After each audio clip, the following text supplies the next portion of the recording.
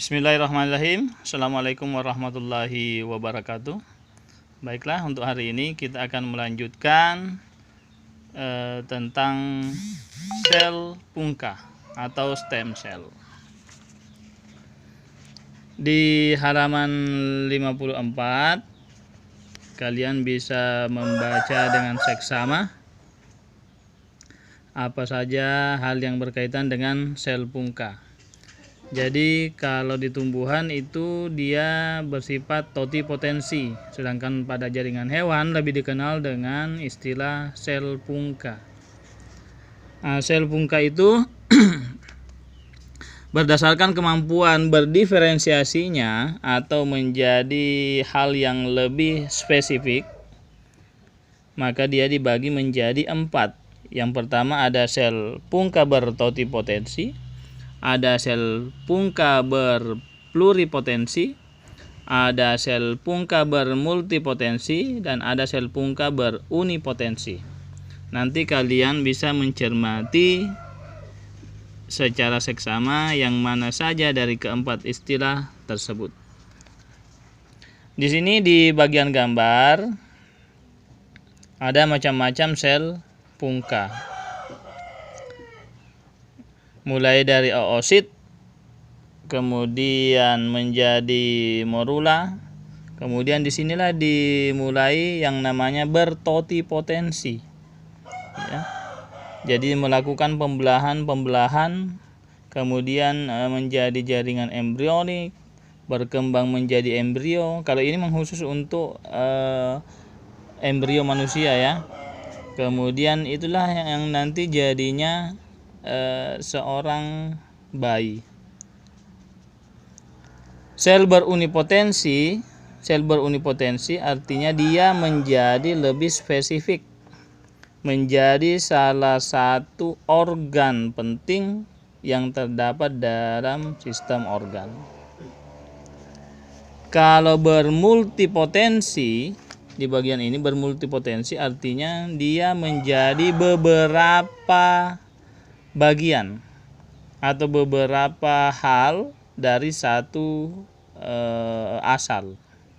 Kalau berunipotensi dia hanya menjadi satu yang spesifik, sedangkan bermultipotensi dia bisa jadi beberapa dari satu. Itu perbedaan dasar dari bertotipotensi, berpluripotensi, bermultipotensi, dan berunipotensi. Sementara berdasarkan asal dalam berbagai jaringan tubuh, umumnya sel pungka digolongkan 2 saja, yaitu pungka embrionik dan pungka dewasa. Nah, di sini kita dapat lihat gambarnya. Sel pungka embrio dapat menjadi berbagai jenis sel, mulai dari pertama morula. Ini masih di bagian tahapan pembelahan ya, pembelahan sel.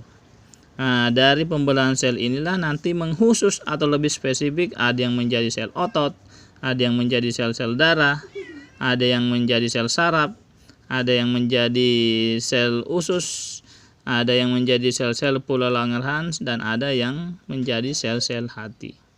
Itulah sifat dari sel pungka embrionik.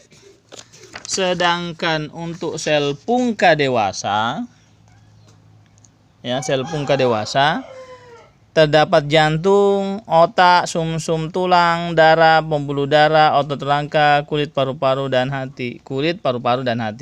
Masuk dari sel pungka dewasa ini adalah perkembangan organ setelah tadi melewati sel pungka embrionik. Jadi ini sudah lanjut ke perkembangan organnya, ya.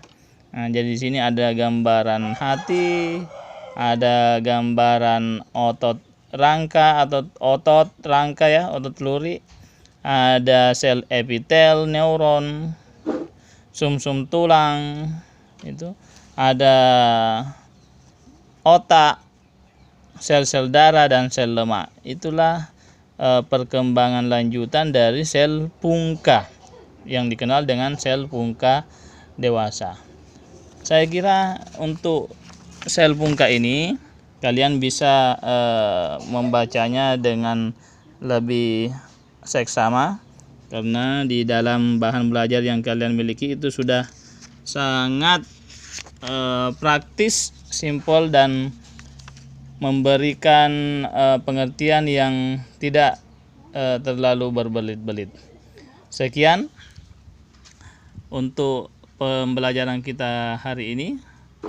Wassallallahu ala sayyidina Muhammad walhamdulillahirabbil alamin. Assalamualaikum warahmatullahi wabarakatuh.